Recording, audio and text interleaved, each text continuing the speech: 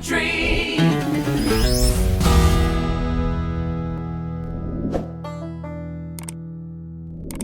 Hi, everybody. Welcome to another edition of Big G Country.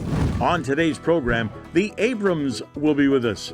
Two brothers from southeastern Ontario who've traveled the world and also won some great awards at the CCMA. That's the Canadian Country Music Association award shows. And we'll let them tell you all about that. They're exciting and great performers as well. The Abrams brothers, John and James, welcome to the program, boys. Gary, it's so great to be back with you, man. We're so glad. You know, just indulge me for a second here, but I think that I'm going to go back here and I'm going to guess. I think the first time that I met you lads, I'm guessing, John, you were 10 or 11, and James, I know you're 2 years younger, so that would have made you 8 or 9 years old.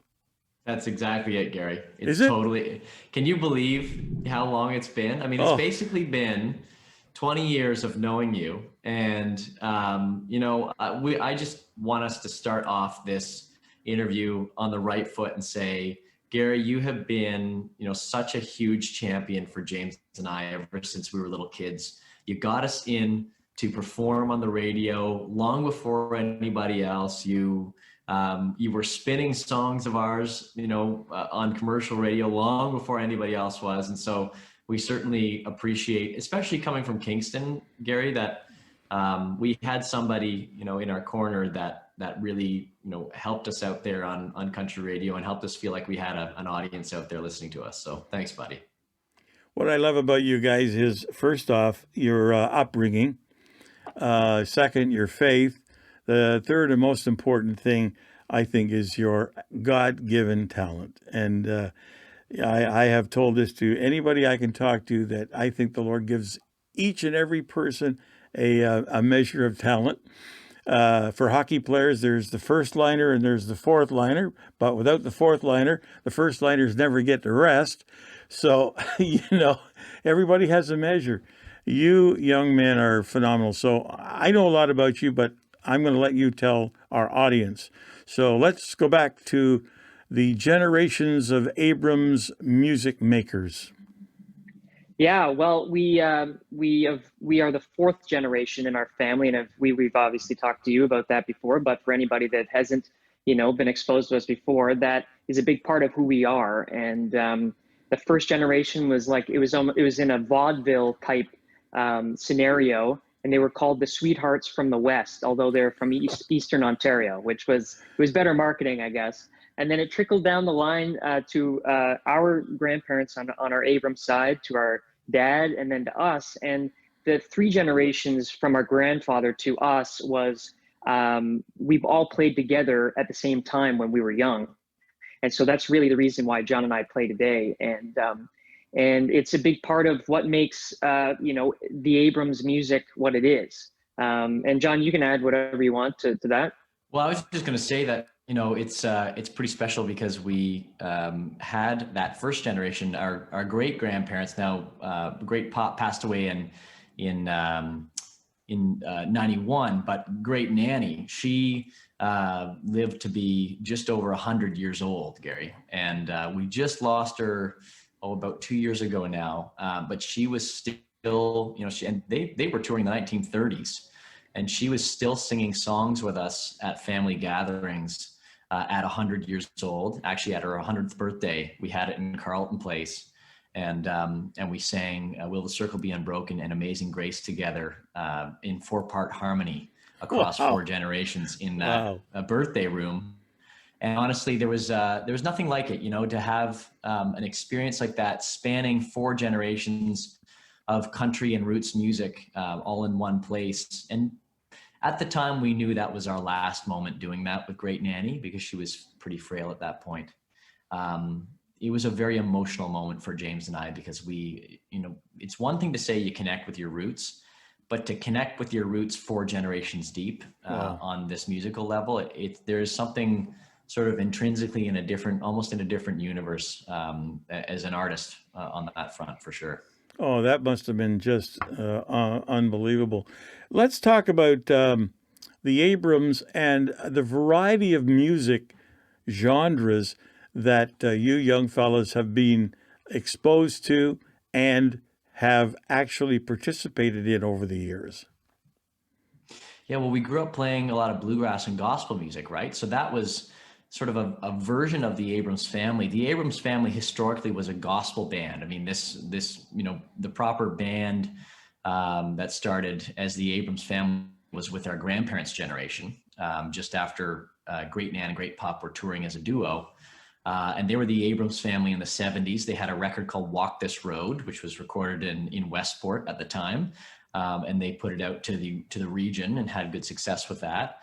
So there was definitely that harmony component at the core of what we did. But our grandparents and our dad, when James and I were really little, started getting really interested in bluegrass music.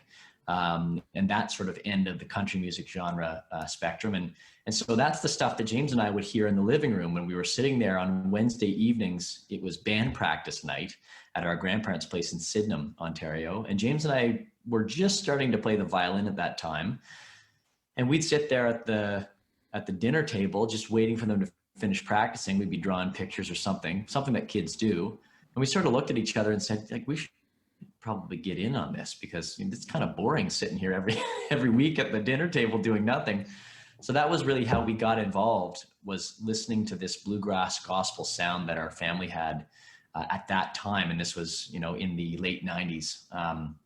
And jumping into that, it was pretty nice for James and I as kids, because getting out and performing, other than at the Iron Horse Saloon in Kingston, which was a regular spot for us to appear. And I know, Gary, you probably brought us on stage a couple times there. Oh, yeah.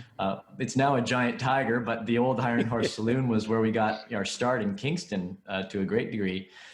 We were too young to play in bars around, right? And we didn't really play in bars a lot because we weren't really allowed there a lot. So the fact that we had bluegrass festivals and churches to play in, it meant that we had venues that we could perform in as a young family, with James and I just being quite young at the time. And that gave us a leg to stand on. So that's where we started in our music, and then branched out from there with our own writing and have kind of gone into our own direction.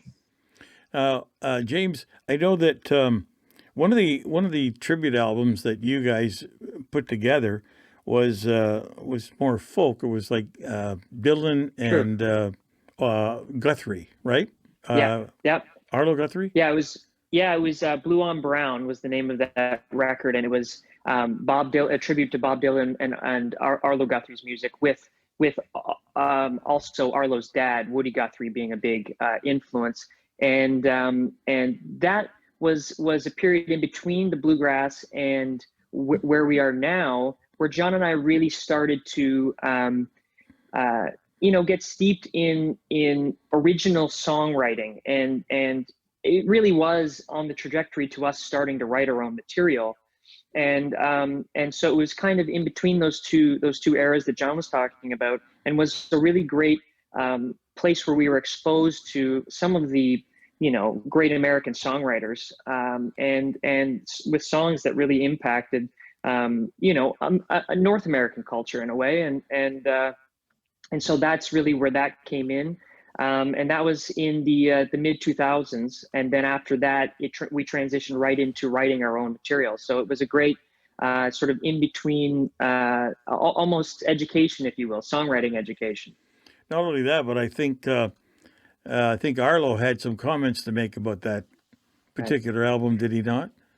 Yeah, it was a really neat experience. We got to go to a couple of his shows when he was playing in Ontario, and we performed, I believe, in the lobby of one, if not a couple of those shows. I can't recall. John might be able to correct me, but we got to meet him, and it eventually led to him writing the liner notes in that record, which, when you look back, John and I should keep a journal more diligently of stuff like that, but it's that was definitely one of those moments in our career that really gave us great encouragement to want to keep going. Well, the reason why I talk about that part of your lives and music career is because I can see the transition from when you were the gospel music, the bluegrass music, the folk music, and into country. And where they all come together is really where the roots of country music, original country music, actually started. And it's because I've called it over the years emotion music. And the reason why I said that is because it just seems that country music has got that emotion message in it that brings people to the forefront of the song and of the words in the song and of the meaning of the song. And so I can play a country song, and I can almost remember where I was or what emotion I had when I'm playing that song. And when you guys write a piece of music, I'm sure you bring your inner emotional thoughts and put it on paper, and then you put it to music. And I think that's what makes the difference. So the transition from the Abrams actually coming to where you are today has been a great history point for you guys, and has really brought you to where you are now and where you're headed in the future, as I can see for sure. So let's talk about now. You've been signed by Warner Music Canada, which has been a blessing, I'm sure. And of course, got some nice awards from the CCMA and the CCMO. And so tell us about that experience, what you're doing now, and where you're headed down the road. Well, I think what was cool, Gary, about the most recent moment we had at the CMA Ontario Awards, where we took home Roots Artist of the Year again. It's a nice sort of full circle back to that, because of course we've talked, with you about it in the past, that we really went fully into country music a number of years ago, before we started working with Warner Music Canada, in our own way with our own songs. But that's a really special award to take home, because it's not just us winning that award when we do, it's us taking it home to our family and celebrating with them, because it belongs to them as much as anybody. So it makes the family dinner that much more special when we can take that home and say, thank you guys, we all got here together. So, having that moment at the CMA Ontario Awards just a couple of weeks ago was really special for us. And it certainly has been in the past when we've taken that award home. It's been wonderful to see, how much that community around country music in Ontario, particularly this year, has been able to weather the storm of COVID-19 and decide to come together regardless. We had this big outdoor stage set up at a fairgrounds. It was a drive-in show. And I think it was just a really strong reminder about how strong the country music community is here in Ontario around the music. And it just was a reminder that, look, country music comes from, and we were just kind of talking a little bit about this, but country music comes from community, right? I mean, it came from, 100 years ago, when people might not have been able to afford a piano and certainly didn't have the means or even the technology yet to have a record player. They'd have fiddles and banjos and guitars, and that's what they do on a Friday or Saturday night. They get together, and that was entertainment. That was a community building moment where people would come together at somebody's house and have a potluck, and that's how the music was born. So to see it still have a strong sense of community around it, even in a time when people are not really able to do that as much, I think that was a really encouraging thing for us, for sure. Couldn't agree with you more. Absolutely. Also, with the new music that you're writing and producing, having produced and releasing to country radio in Canada, I know what you've done over the past little while. So let's go back to that, and then what we've got lined up for the future. You bet. Well, we put out our record Reminder last September. Hard to believe it's been just over a year now. And we had 2 singles with that record, Sounds Good to Me and Good Old Days. And those songs did fantastic. We really loved seeing how much more we've been able to reach people with these songs that we were writing quite a bit over our tour throughout the United States. James and I were doing a lot of touring in the States, and when we were starting to write for this record, and then also touring back through Canada and the festival scene. So there's a lot of that always woven into our writing, because for us, we write songs with the means to the end of getting out there and performing for people. And Gary, we've talked about this a lot, right? That, that song on the radio for you is really just an advertisement or a little sound bite about what we do. And then the whole point is to get out there and connect with fans in real life and extrapolate that sound over a full show, right? And so that always circles back and continues to inspire new writing. So that reminder record, we're really happy with, James? Absolutely. And, it kind of led right into the unforeseen situation that we've all been dealing with here over the past, several months and back from the spring. But it's kind of given John and I a little time to think, musically about where we want to go. And we've certainly been doing a lot of writing, but it also allowed us to kind of think about what kind of different ways we could connect, as John was talking about. And that brought us into coming up with an idea of doing a very, I would say, much lower budget show than you have here, but it's more of like a meet and greet, a virtual meet and greet with folks that enjoy our music, and we call it Off Road with the Abrams. And people can. We're in between seasons. We're trying to make it a little more professional. But it's on. We would do them on Mondays at 5:30 p.m. and on our YouTube. So if anybody happens to find that on YouTube, we'd love to have them there. But it was just kind of we're trying to take as much positives as we can from such a tough situation for everybody, and appreciating time with our family and a lot of things that we can often, when we're really busy with music, let kind of pass by, and that's priceless moments with family, as we're talking about. And that's really the reason why we even played in the first place. And so it kind of led to us being able to just recently go up on a fishing trip with our dad. And we were up in a cabin.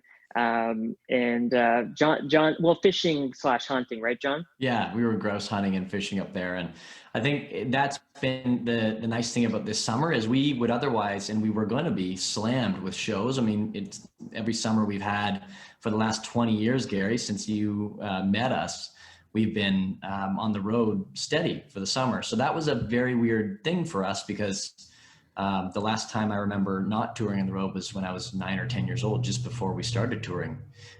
So every summer's been full, but this summer gave us the opportunity to be a little more reflective, to be able to spend some time at home. James and I were able to write some more songs and sort of be more sort of internally creative rather than having to get out and play every weekend. And, when you are out playing, it certainly inspires something, but having that time just to really, dive into our next project has been really nice. And so it's been a good time.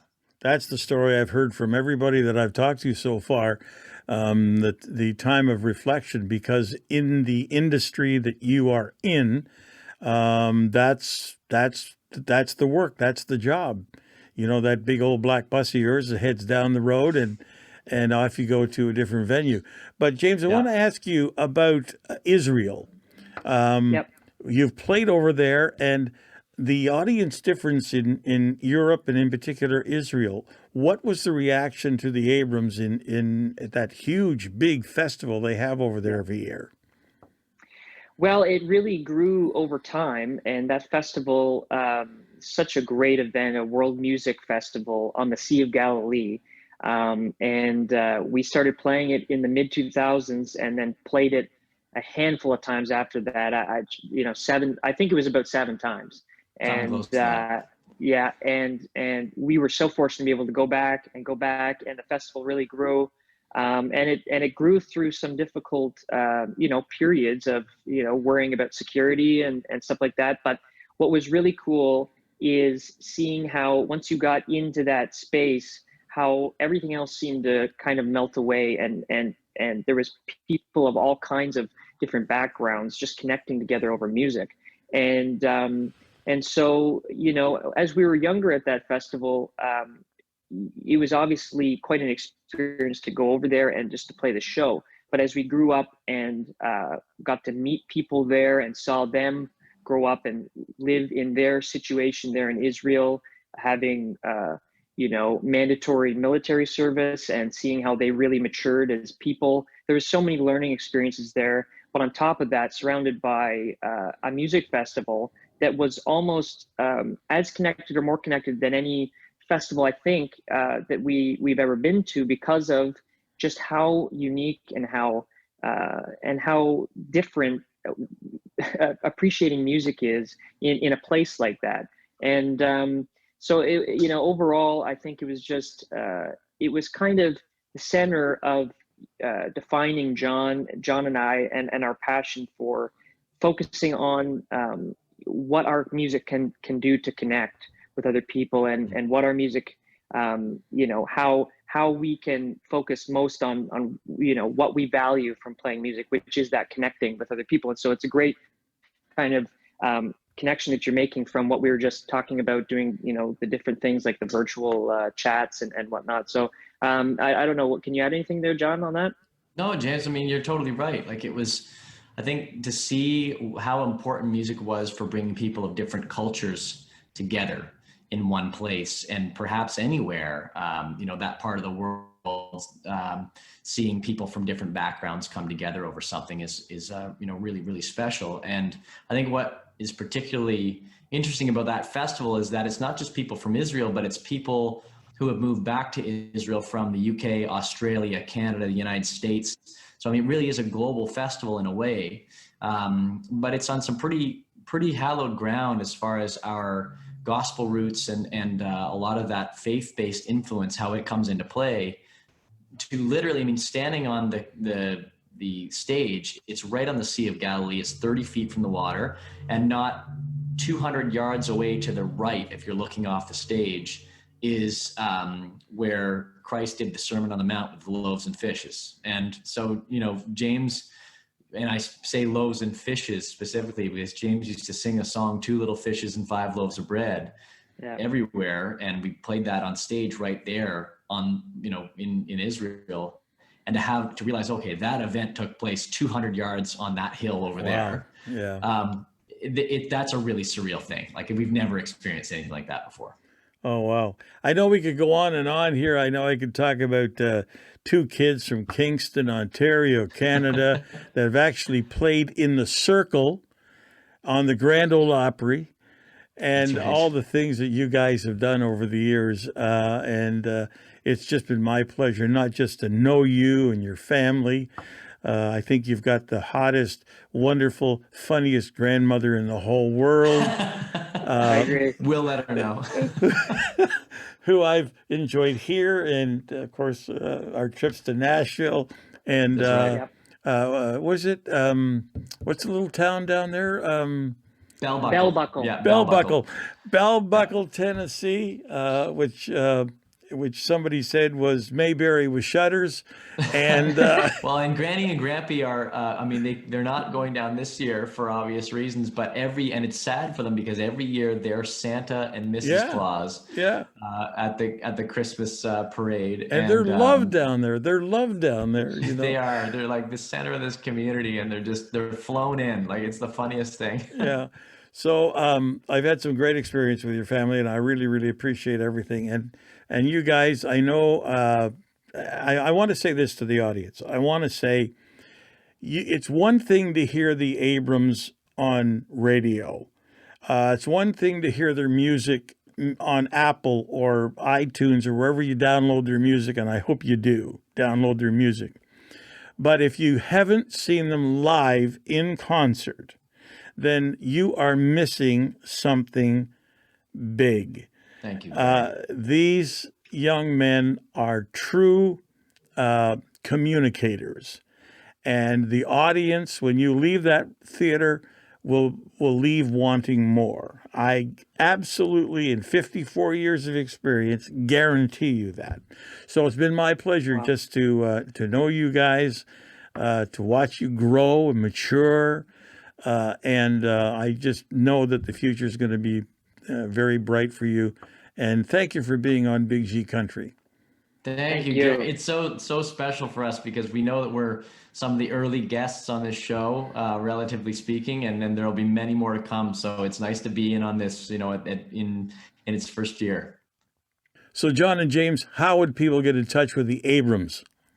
Yeah, so theabramsmusic.com, Gary, and we're on Twitter, Instagram, Facebook, that's for sure. So if you ever send us a message there, we'll do our best to get back in touch with you.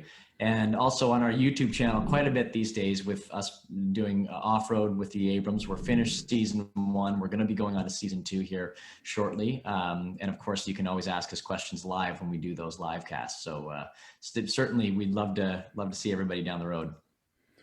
Thank you again, guys. It's been a real pleasure, and thanks for being on Big G Country. Thanks, G. Good to see you. Thank you. Thank you to the Abrams, John and James, for being on the program today.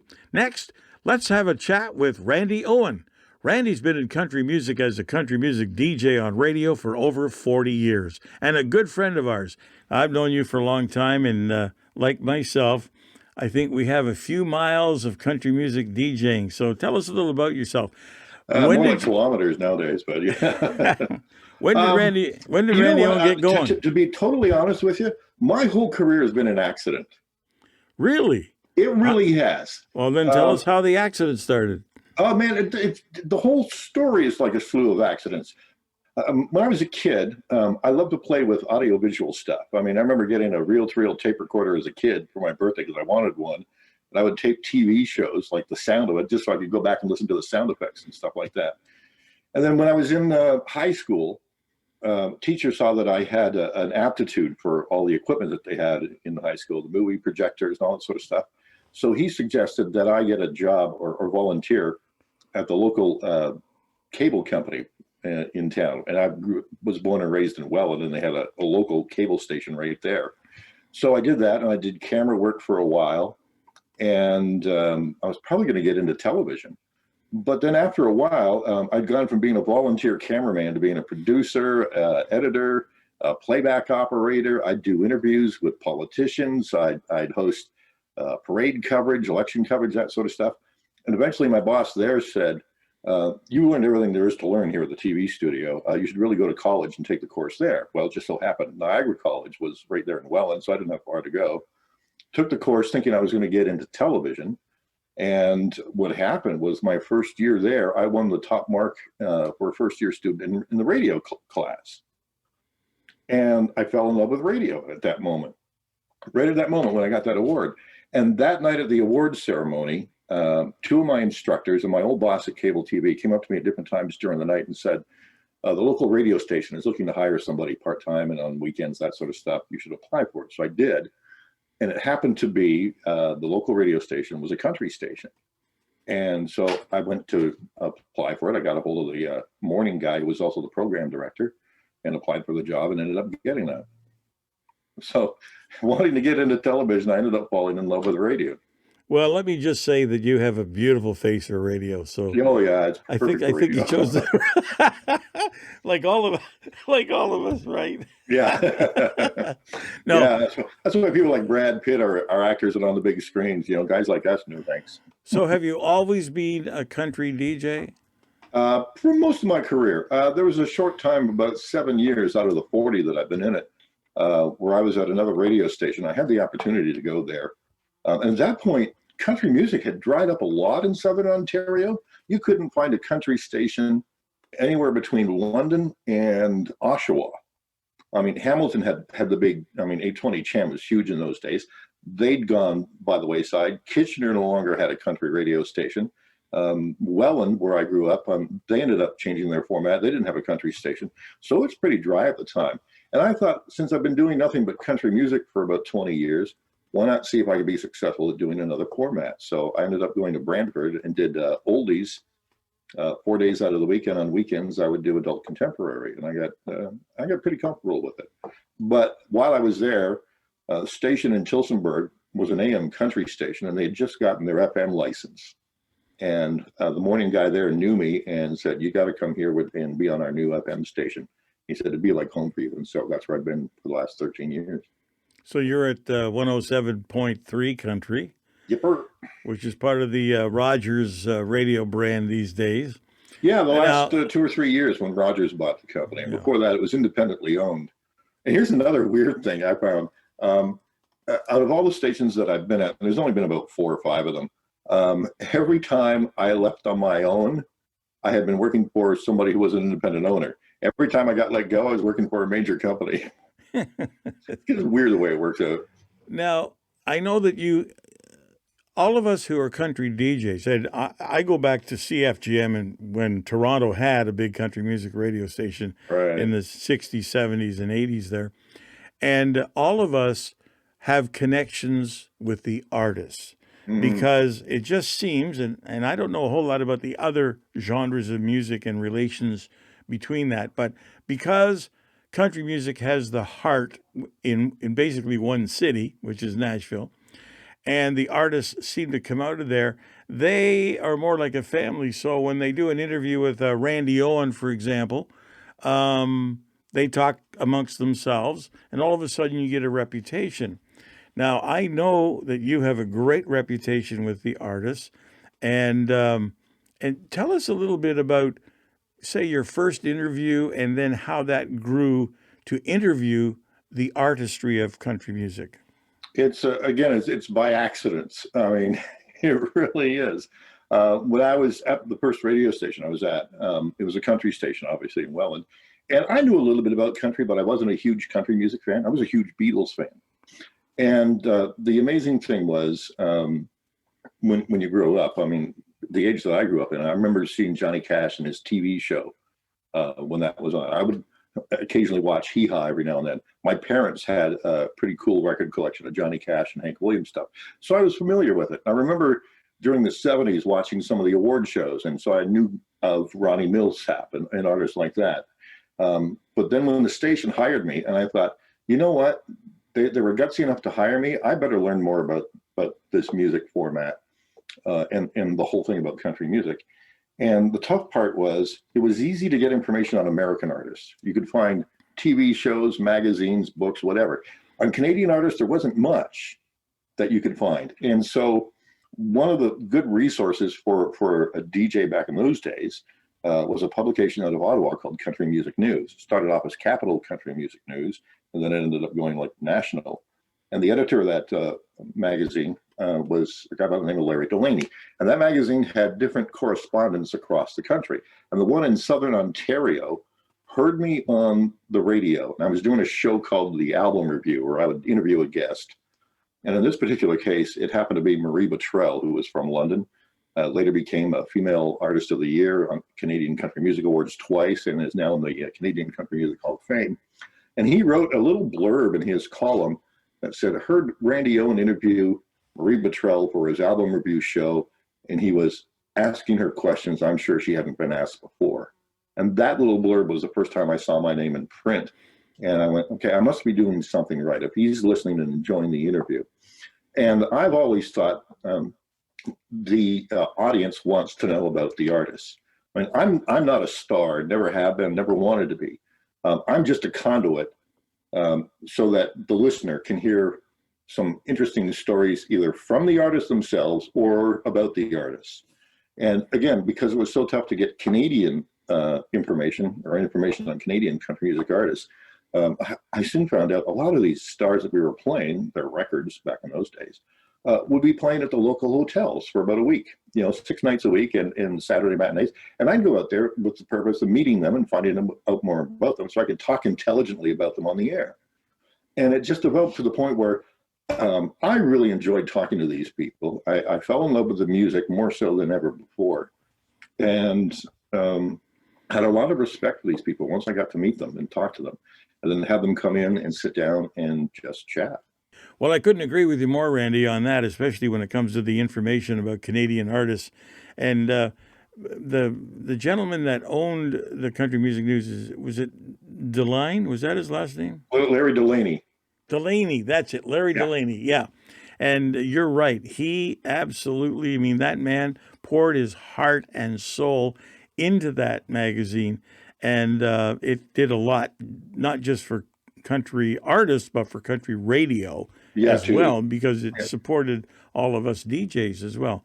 And he had some really good correspondence too. I mean, if you could go and find some back issues and read the articles that were written by the people who were covering Manitoba or Alberta or some Ontario, the correspondents themselves were just as passionate. Exactly, but they were mostly DJs as well. Yeah, well, And I know when I did my TV show Top 10 Country back in the early 90s, he was a huge supporter of that too. Now, tell us a little bit. How about, okay, you're DJing and every day's live on radio. It's great because, man, we say something that slips out or is wrong. It's there and we can't take it back because it's all live. Do you have any humorous things that happened to you in 40 years? oh, have I ever? Uh, Back in the day, when we were playing records and tapes and that sort of stuff, I was working part-time again. And I was going to college, and I still had my cable TV job. So here I am going to college 5 days a week. After college, I would, right after classes, I would go to the cable station, be a playback operator until maybe 8, 9 o'clock at night, go home, grab a bite to eat, and then go into school the next day. But it turns out, because I was working part-time, they asked me to fill in for the person who was working midnights at the radio station. So I did that. And by about the third or fourth night, I mean, I'm dead tired. I'm only getting 2 or 3 hours of sleep a day as the week progresses. And at one point, I put on a record, and no offense to him now that he's gone, but Ray Price, it was a Ray Price record, and I fell asleep while the record was playing. And I started it out, and as I'm nodding off, and I suddenly woke up just before the song ended. So fortunately, that did not get out. Yeah. So it was just lucky enough. And there have been times when, for some reason, you're distracted and you don't have the next record queued up or the next element or whatever and stuff like that. And you try to ad lib. And that's a talent. If you could successfully ad lib something while you're busy trying to find the things that you're looking for and get them all queued up and stuff like that, that's a talent. And it really is something special. Man, I tell you, I say this today, but the young people today have no idea of really what it is to work in a studio when all hands have to be going. And you talk about, having to do two things at once. Believe me, it was, I said people used to say to me, what was the first thing you did when you went into the studio? And I always said, empty the ashtray. Because, every radio studio was piled with butts, right? Now, I never smoked, but yeah, I mean, I smoked and I still do. But I remember one guy at that station in Welland. The guy was like a chimney. The ashtrays were literally mountainous, and he was notorious for it. And and he was the midday guy. And at one point, he went out on remote. I think it was an old Kentucky Fried Chicken store he was at, and he had an artist come in and visit him while he was there. And the artist said to me afterwards, "I don't know how that guy does it. He's even chain smoking while he's on location. I don't know how he does it." Okay, my last question for you is: there's been a tremendous involvement of Canadian country music, and how do you think we're ranking now in the world of country music? Because, in my opinion, once again, Canada doesn't get a huge break in the United States anymore. We have always been very, let's put it this way, unequally promoting their music. So how do you think Canada is doing now and the future? Much better. And even just locally at home, because I'm sure you remember back in the day when you'd go to a concert, it would be in a soft seat theater.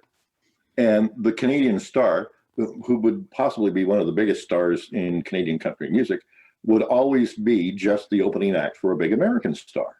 Nowadays, the Canadian artists are filling those theaters by themselves. They don't need the American artists anymore. They're filling them up. They're selling out concerts. I mean, nowadays, a lot of the music, of course, being downloaded. I can't remember the last time I went into a store and bought a record, but that's a thing that's coming back too. So that's been good. But down in the States, it's more of a, I think in Nashville, it's more of a songwriting mecca than it is for artists. Like there are more opportunities for songwriters down there. And you've got artists like Gordy Sampson and Tebe, and some others that have been down there for quite a while now, doing quite well and getting cuts from Carrie Underwood and even Dustin Lynch. And the cool part is it's not necessarily maybe the stars that are out front, but it's all the other people that are working around the big stars. Luke Combs, who is arguably one of the biggest stars right now, his producer is a Canadian. Scotty Moffat from the Moffats, and they were a teen boy band back in the 90s. And now here's Scott Moffat down in Nashville, and he's producing Luke Combs and has produced all of his albums so far. just recently won Producer of the Year, not only at the Canadian Country Music Awards, but also at the Academy of Country Music Awards down in Nashville. So Canadians, I think, have more opportunities down there. Not necessarily from an artist standpoint, because there aren't too many artists that have made it down there, really. Yeah, we actually are bigger in Europe and other areas of the world than the States. Randy, thanks for taking time to talk with us today here on Big G Country. It's always a pleasure. Always a pleasure to talk to another DJ, especially one that I admire and respect like you. And we wish you well at Country 107.3. Thank you. And I raise my coffee to you. Cheers. I'll raise my coffee to you, too. Big G Country coffee. Ooh, I need one of those mugs. Well, that's it for another edition of Big G Country. The Abrams, John, and James, and country DJ for over 40 years at our good pal, Randy Owen. Don't forget you can tune in on YouTube each and every week, and make sure you hit that subscribe button. And also you can share us on Facebook. That will really help us out to spread the word about country music, country DJs, and coming up soon, some racing news as well. And also you can follow us on our podcast each and every week with the Big G Country Podcast Show. Listen, you can also get in touch with us by going to email at biggg, B-I-G-G, at biggcountry.ca. That's B-I-G-G, Big G, at biggcountry.ca. Let us know what you think. Maybe suggest an artist we could have here on the program. We'd love to hear from you each and every week. Thanks for being with us. See you next time on Big G Country. Big G Country.